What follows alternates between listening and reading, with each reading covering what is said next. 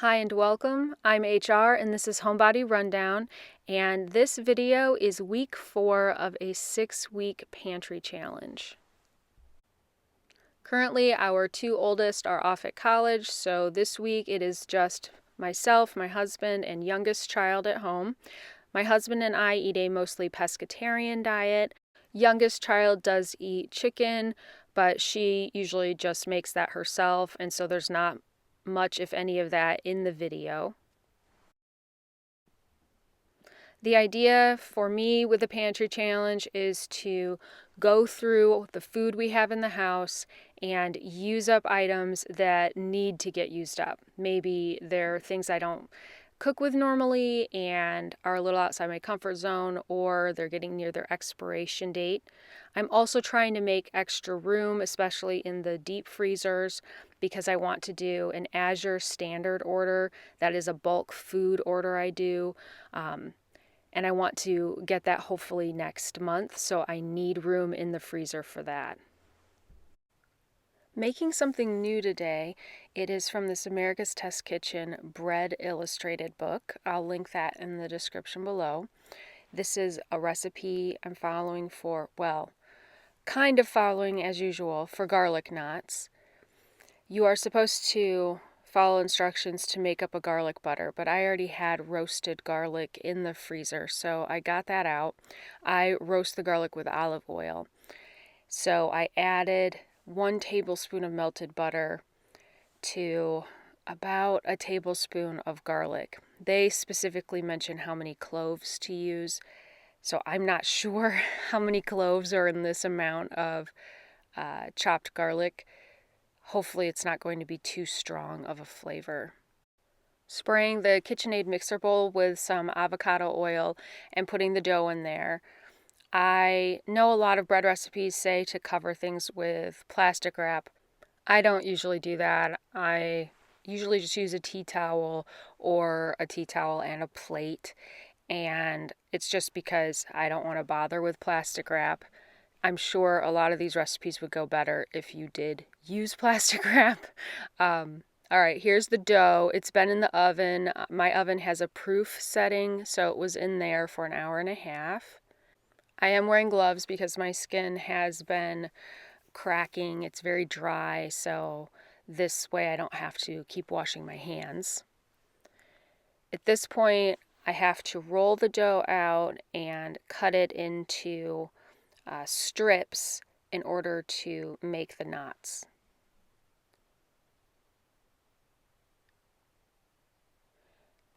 It said to cut it with a knife, but since my countertop is laminate, I can't do that, so I'm using this. I don't know what you call this thing. My husband got it when he was making bread for a while.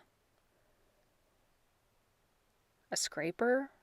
I don't know. I do like this America's Test Kitchen book. It does have pictures. I didn't follow it exactly, but essentially you have to tie a knot. And anyway, in the book they do have step-by-step instructions to show you how to fold the dough. I put it back in the oven to rise for another hour, hour and a half or so. Baked it for part of the time, pulled it out of the oven and put butter on it. But I can tell my oven runs a little hot, and I think these were already too baked when I added the butter. I'm also adding some salt. And I'm folding down my parchment paper here. I can tell it's affecting the baking on this one in the corner. So I should have checked these earlier. They're a little too done. They're definitely not shiny on top like the ones in the picture in the book, but they were not burned and they were very soft still and tasted delicious. It was not too strong of a garlic flavor. Honestly, it could have been stronger, and I'm sure if you follow the directions, they would be amazing. To go along with the garlic knots, I'm making a split pea soup or a pea soup. I don't know why it's called split pea soup. Anyway, I have yellow and green dried peas, so I am going to cook these for a long period of time on the stove. And here I realized I had earlier put the peas into the strainer, but then I dumped them in the pot without actually rinsing them, so I had to take them out and rinse them. Now I'm adding in 2 kinds of bouillon. One is low sodium because this stuff can be very salty. Some onion powder, water.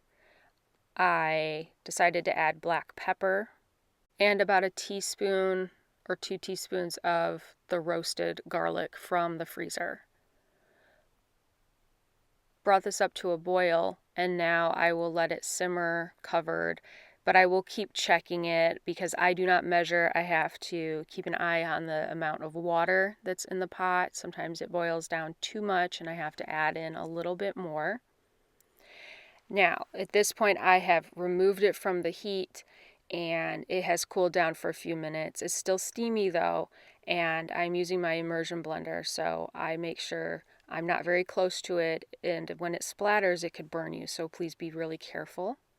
The color is unfortunate. It's just how it looks when you use yellow and green peas. It was wonderful though, had a great flavor, and was really good with the garlic knots dipped into it.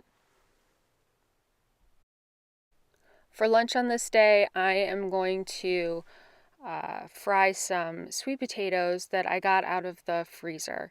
And this is footage from last year when I cooked these in the slow cooker and processed all of them and got a lot of smaller containers into the freezer. So I like to use the crock pot for sweet potatoes.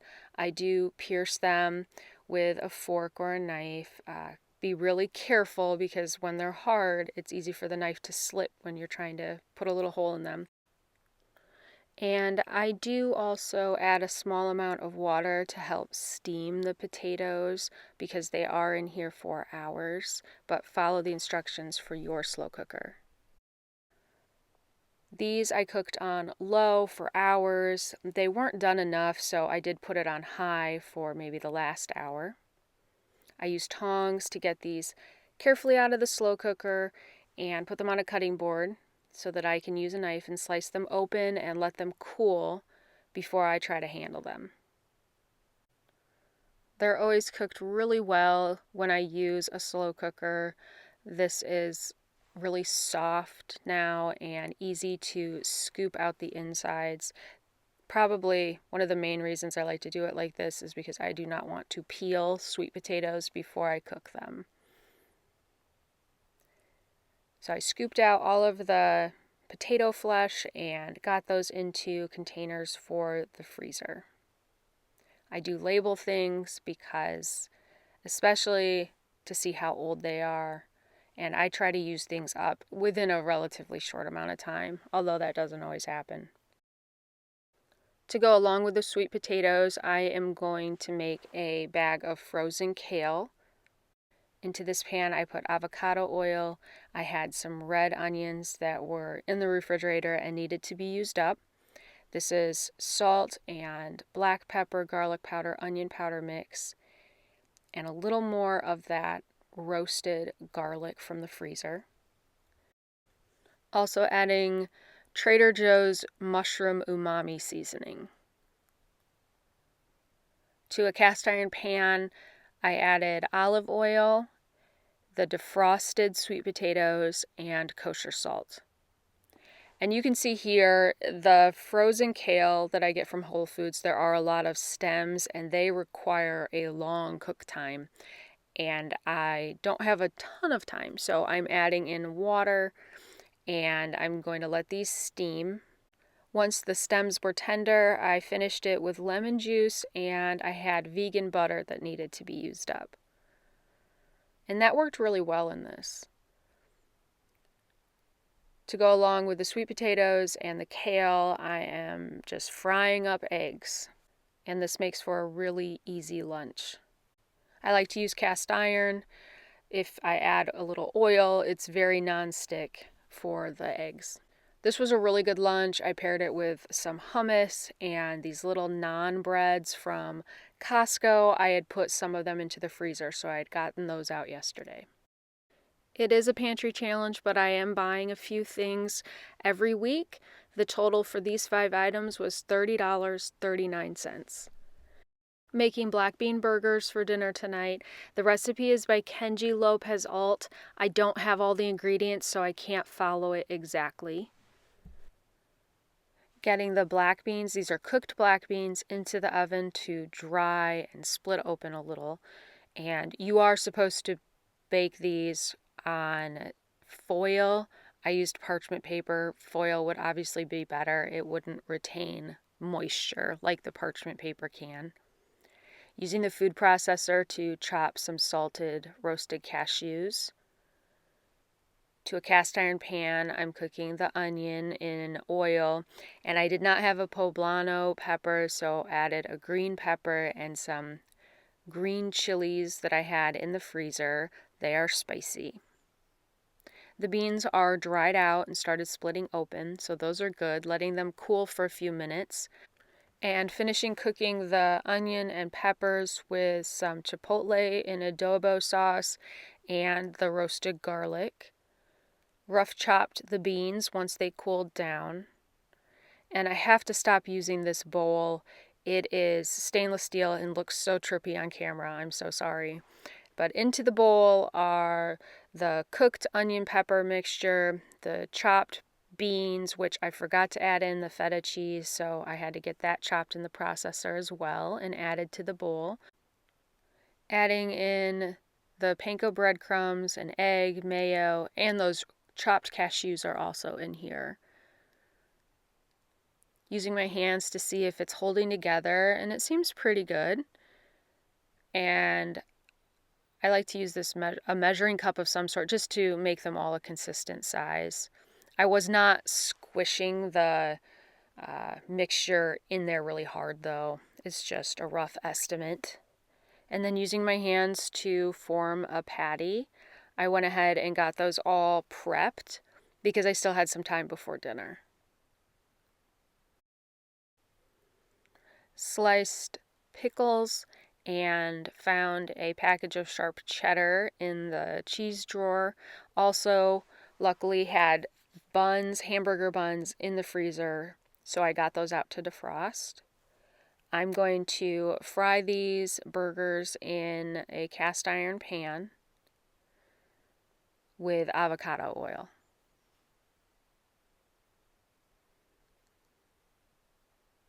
So at this point they are holding together pretty well, especially for a veggie burger. This is about as good as it gets, at least from the ones I've made. I did season these with salt and pepper.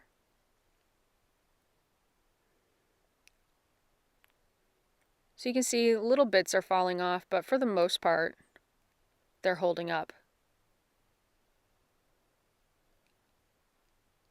So I have the other ones cooking, but I thought I would just show you an up-close view of how they look. There's a lot of flavor in these burgers. I did melt cheese on this one and did pickles, mayo, and mustard. It was really good. I had roasted some cauliflower. That's in the back there on the plate. And this was excellent. It was very good. They are better if you really follow the instructions in the recipe, like a lot better, which I have done in the past, but I was able to use up a lot of things. Was planning to make sugar cookies this week. We haven't had those in ages, but I am starting to run low on butter. So I went with ginger snaps instead. They only use shortening, no butter. I'm getting the dry ingredients into this bowl. It includes spices of ginger and cloves. This is the shortening going into the KitchenAid mixer with the molasses. A cup of brown sugar and an egg.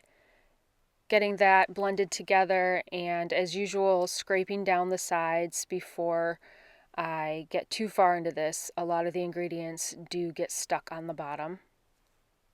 And I refrigerate this for at least an hour.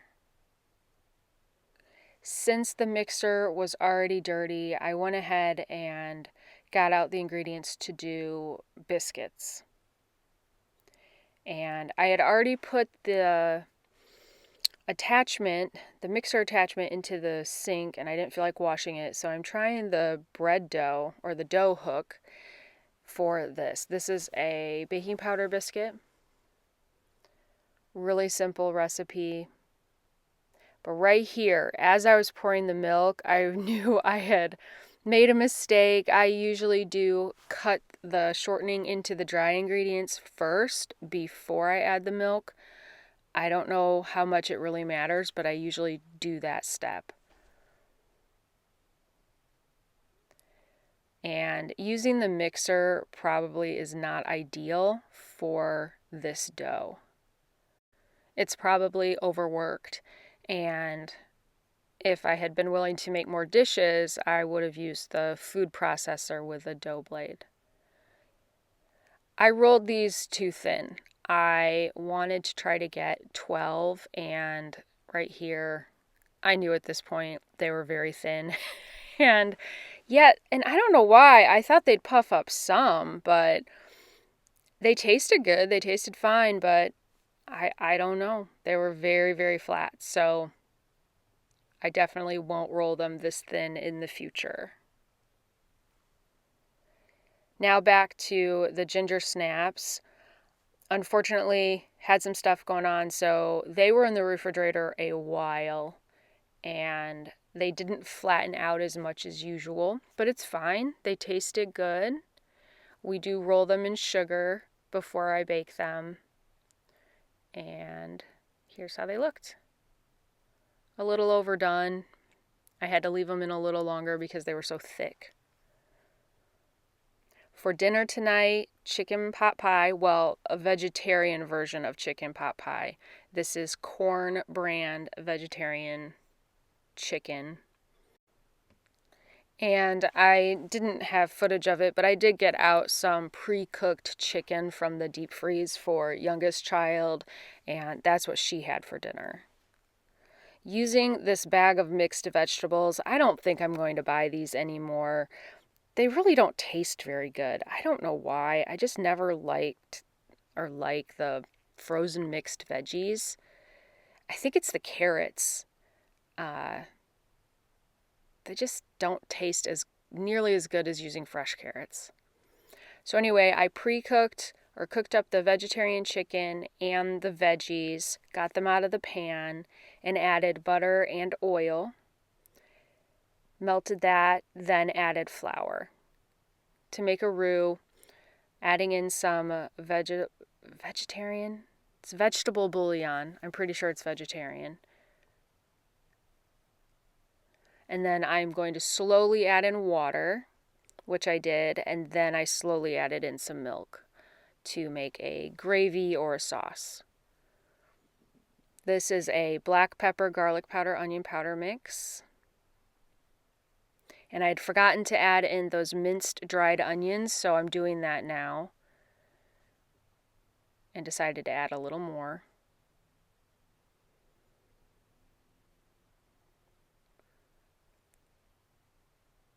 I think the color, the darker brown color, is not really from anything that was left in the pan. There wasn't much there. It's more from the bouillon. Getting the veggies and the chicken back in, or the veggie chicken. At this point, I was worried there was maybe too much sauce or a little too much sauce, so I added potato flakes. Normally I would add potatoes, but I don't have any. Sprinkling over some nutritional yeast, and then using a pie crust that I got out of the freezer. This was a store-bought pie crust, and it had warmed up a little too long. It was stretchier than usual, a little more fragile, so I just kind of left it where it landed. And this is just for us, so I'm not trying to make it look pretty. As soon as we eat dinner, whatever's left over is going in another container, so it's not going to look pretty for long if I'd even put in that effort. I decided to try some olive oil and salt on top, and it got pretty brown, but I don't think it's from the olive oil because there's that huge section. I think I should have just put some foil over it for part of the baking time. But I did really like the sprinkling of salt on top. That was nice. All right, so right here you can see I did not need to add those potato flakes, or I should have only added a couple teaspoons. It was very, it held together, it was very thick, but I know that, it's going to set up even thicker when it cools. So it's fine, it tasted good, but it was not necessary to add those potato flakes. I didn't film much of this, but I got out pizza crusts that I made, I think, in week 1 of challenge from the freezer. The cheese, toppings, feta, it's all from the freezer. And this made for a really quick dinner on this night. With the very thin baking powder biscuits I made a couple days ago, I am going to make a very basic breakfast sandwich. I'm frying a few eggs here. This is 3 eggs in cast iron with olive oil. I seasoned it with onion powder, black pepper, and garlic powder. And here I am just cutting the eggs into more of a size that will fit onto those really flat biscuits. Slice some cheddar cheese very thin. And here you can see I'd already cut these in half. I did this very carefully with a bread knife. And I had some roasted red bell peppers in the refrigerator still. And I forgot to say, but I did also use salt on the eggs. And with the way I cut these, it's not a full egg per biscuit. It's about 75% of an egg. So we may eat a couple of these at a time for breakfast or a lunch, honestly. So I had quite a few of these, which will be really nice to have some in the refrigerator and some in the freezer. And I think they will reheat really well in the toaster oven, and because they're so thin, they should defrost really quickly if they're coming out of the freezer. I'm going to make corn tortillas, but before I do that, I need to refill the salt. And luckily, I did have a couple boxes of this kosher salt still in the cupboard, so able to get that refilled. And I really like having the salt dispenser like this out on the counter. To make the corn tortillas, I am following the recipe pretty carefully this time. At least for me, it's pretty carefully. Although I am going to use the food processor to mix up the dough at least part of the way. So I got the water to the right temperature, set about 100 degrees, and added just a pinch of salt. So using the food processor to get it mostly mixed together. This probably, I don't know if this overworks the dough or not. I really can't say, but I got it to this point, and then I did do a small amount of kneading, but it's a very soft dough, so that wasn't really too difficult to do. I cut it into 16 pieces, and then forming this into a ball to make the tortillas. I'm covering these with a damp cloth just so they don't dry out too much before I get them to the tortilla press. And I'm putting these, I was trying wax paper this time. Usually I use pieces of parchment paper, but I thought I'd try the wax paper. I have a bunch of it. Although I'm wondering, I don't know what they actually used for the wax, but it's probably in the tortillas now, so I may just stick with parchment paper. I cook these in cast iron. I have 2 pans going, so I'm only pressing them as they can go into a pan so they don't dry out. And then once they're done, I put them in a bowl and covered with a cloth so that they can steam a little bit and stay warm until we're ready to eat them. I'm going to cook shrimp to go along with these, and I was showing some of the seasonings there. And I'm making a coleslaw or a slaw to go with the shrimp tortillas, or shrimp tacos. This is mayonnaise, Cholula, onion powder, garlic powder, black pepper, and a little lime juice. I would have added more Cholula, but it is at the bottom of the bottle, and I don't have any more. I always give it a taste. I did also add salt. I'm not sure if I mentioned that. Seasoning the shrimp. Pretty much the same seasonings, but I did add a little roasted garlic powder as well, and then some lime juice. And this is olive oil in the pan. A lot of that moisture evaporated off, so now it is just this wonderful seasoned oil on the shrimp. All right, checking these tortillas now, and this is pretty much the bar that I set is, do they bend without breaking? If I can get it to that point, I'm pretty happy, and these did not break at all. They turned out really well. Trying to get a little bit of Cholula out of the bottom of the bottle. And these were so good, just really delicious. These are Christmas colored M&Ms. I was planning to make Christmas sugar cookies and never got around to it. So I thought, all right, well, I will sort out, well, actually I had youngest child, sort out some red ones, and I would kind of decorate something for Valentine's Day, which is happening in a couple weeks. But I don't want to make sugar cookies because I'm starting to run low on butter. But I have several packages of brownie mix. So I thought, well, I will sprinkle them on top of brownie mix. And here I'm scraping the bowl as usual. There's usually some of the mix still at the bottom that has to get worked in. And I do grease the pan, or I spray it with avocado oil before I put the batter in. As soon as I started sprinkling these on here, I knew this was not a good idea. It looks like it has a pox of some sort, and this visually just really disturbs me, and I'm so sorry if it's disturbing you as well. But I made it, and I'm sure it tastes great. It's just, ugh. So I thought I'd put a glaze on top to kind of hide the M&Ms a little bit. And I had this great idea that I would try to just mix up the glaze in a bottle. And this bottle just looks yellow because I'd put sriracha in it in the past and it stained it.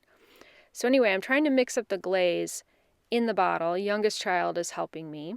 I thought I'd make it pink, which I use this Whole Foods food coloring, and it looks more purple. It looks pretty pink, I guess, on camera, but in person it looked fairly purple. Well, anyway, it kept getting clogged up. It was a terrible idea. So I should have just mixed the glaze up in a bowl like I normally do. So finished by doing that and using a spoon just to drizzle it over the top. And I mean, it's better because at least it's distracting away from the M&Ms. And I mean, they're brownies, and I added more sugar, so they were great. But I won't sprinkle M&Ms on top ever again. Hands down, the best thing I made this week was the shrimp tacos. The tortillas were soft and flavorful, and the fillings, the shrimp and the slaw, just fantastic. I really need to make an effort to make that more often. It was delicious. Overall, though, a good week. Made a lot of fun things, different things, and looking forward to next week. I've already got a bunch of ideas for things I can make with stuff I already have in the house. As always, thank you so much for watching, and I hope you have a wonderful day.